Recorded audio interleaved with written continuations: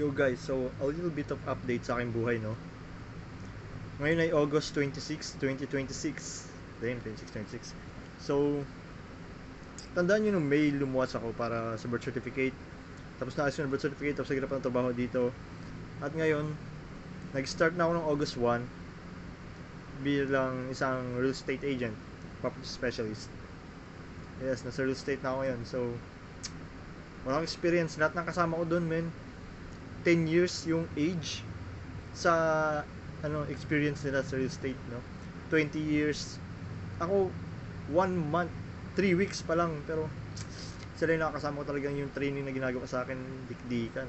Araw-araw, pero astig. Hindi naman araw-araw, pero pag nagkikita kami talagang dikdikan. Flyering hanggang ngayon, flyering pa rin ginagawa nila. Parang year 2020, flyering na hanggang ngayon, flyering pa rin. Pero magamit na sa social media, doon ang expertise ko social media, gusto kong gawin, pero alam niyo, nasalihan kong grupo, puro sila ano ba tawag doon? Dating nakag-ugalian. Yun. Which is sobrang effective sa kanila. Hindi ko lang po maging effective sa akin. Gusto ko maging effective sa akin, pero alam niyo yun, kailangan kasi yung sa nabasa ko sa mga real estate, nagiging effective rin kahit introvert ka. Basta yung style mo, yung ginagawa mong method is connected sa personality mo. Kasi kung pipilitin mo yung style ng iba na hindi naman connected sa personality mo, hindi ka magkakaroon ng result. So, try ko pa rin sumama-sama sa kanila, syempre, flyering, style nila yon. Akin gusto kong explore is, ano mo yun, media, social media. Kasi walang problema sa akin pag social media, kasi sa bahay na ako, tamad na ako magtrabaho, men. Kaya yun, nagka-problema din ako ngayon. Anyways, bilang proof, ito ang ID ko. Thailand. Condo unit, meron kami studio, saka 1 bedroom. Kung gusto nyo, mag-order kayo sa akin. Anyways, insight, ngayon nandito ako sa Las Piñas. Nasa Las Piñas ako ngayon. Pulang Lupa 1, Tramo, Camel Townhomes. So, insight ko is, puchas, may napakamiserable ng mga tao dito, nakatira dito. Para silang nakatira sa maliit na jail. Alam mo yun? Laging traffic, polusyon, siksikan, ang daming tao. Kumpara sa Mindoro ko, sa probinsya kasi malawak yung kalsada, wala masyadong sasakyan. May bukal, may beaches, may rivers. Ano mo yun? Devil's Mountain, Mount Zion, Bukal, Mantangkob, may fountains pa. Tapos pag resort, may Ragara Beach, merong Lakbay Alon, merong ang dami. San Jose Beach nga rin. Tapos meron pang mga sa Santa Teresa, alam yun?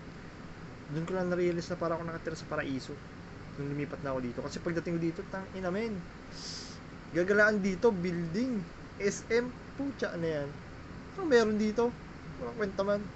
Kasi ang maganda lang dito kasi mabilis yung galaw ng pera. Pero pucha men, pagdating sa, alam mo yun, quality of life, tangina, mas masarap sa probinsya. Ayun.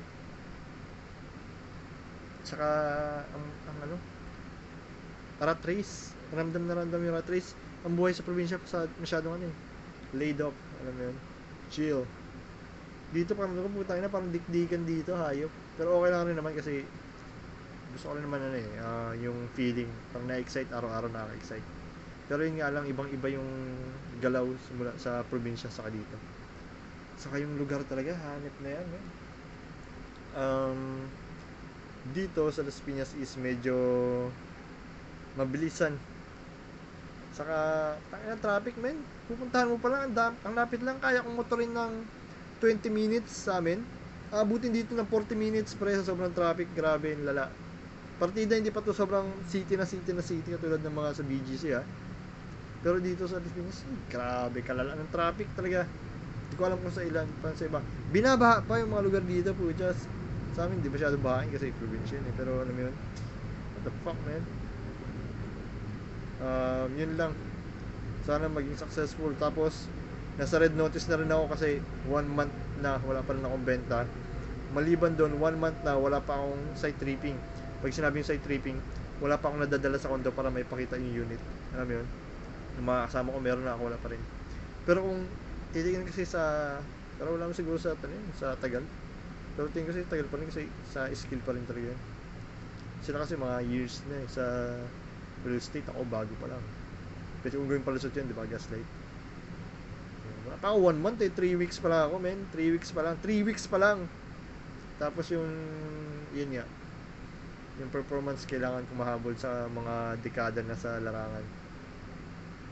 Pero lagi ko na lang sinasabi sa sarili ko, alam mo yun, I'm inside of the group. I'm one of them na nasa circle ako ngayon ng one of the best. So siguro matututo rin ako, hindi ko alam. Matututo ko. Alam nga, ang dami kong natutunan 1 week ko lang. Yung dapat kasi yung 2 weeks ko na aksaya sa pag-prepare namin sa Sport Fest, na dapat talagang nag-training na ako pang dikdikan na ano yun, sinauna kasi talaga bigyan ng flyers pero wala naman kasi talaga sa bigyan ng flyers yan. Yung pakipag-communicate, kapwa-tao, yun. Communication department ay hirapan pero sa amin kasi publication material publication material yung training namin gumawa ng mga content.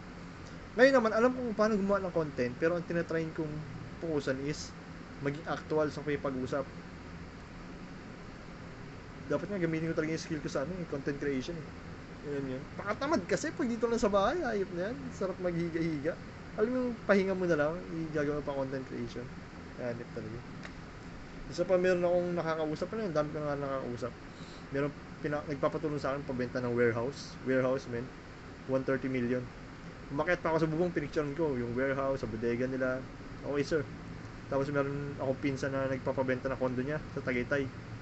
Kasi medyo pandagdag lang daw ng funds, magagawa ng business or something, I don't know. Kinausap ng HR yung manager ko. Nagkaroon akong warning kasi nga bawal sa amin magbenta ng ibang unit dahil nasa kontrata kami. Yung condo lang talaga, Nanda Square by Catalan. So I was like, ay sorry, hindi pala pwede. Pero alam mo yun, nangangatal pa rin ako na ibenta yung warehouse, kaya hindi ko alam kung paano ko gawa ng paraan, solusyonan, pero gusto ko pa rin ibenta. Maliban doon is kanina alas 8 nag-iisip ako gumawa ng content creation, pero pucha 10 na, nag-scroll pa rin ako. Nakakainis.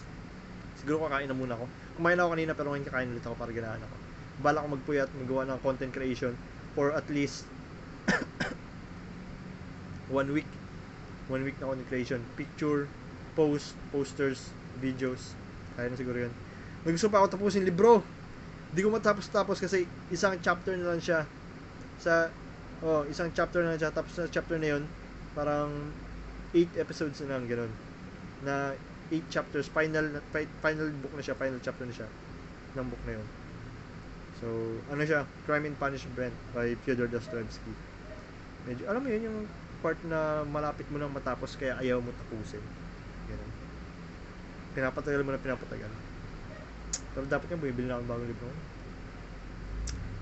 So yun lang, life update.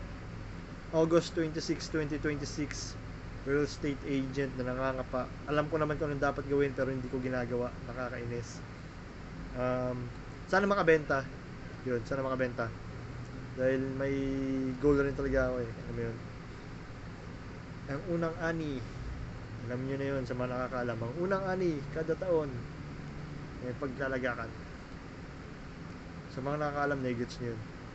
So, yun lang. Anyways, ano ba ang gusto kong sabihin? Hello, Lucky. Future self. Maybe 3 years from now kung napapanood mo to. Ito ang pinagdadaanan mo bago ka naging milyonaryo. Uy! Naging milyonaryo after 3 years. Ang tagal naman nun. Pero yun na. Hindi ko alam after 3 years, 2 years, 1 year, or even month lang siguro. Kung milyonaryo na ako, hindi ko alam. So, ito ang pinagdadaanan mo ngayon. Mga pala, nandito rin ako sa part na parang gusto ko mag-call center sa gabi. Alam mamigay ng flyers sa umaga, tapos call center sa gabi. Parang double income naman. Ganun. Hindi ko pa alam kung magiging makakayanin ko yun, pero gusto ko ito kasi papuyat rin naman ako na papuyat. So that's it. Goodbye guys, and sorry dahil napatagal ang upload ko. I mean, wala namang nanonood sa akin, pero feeling ko kasi pag hindi ako nakakapag-upload ng video diary, feeling ko parang wala akong na-accomplish. So yun. Thank you and goodbye and good night and magsisimula na ako kumilos dito, babush. Yeah.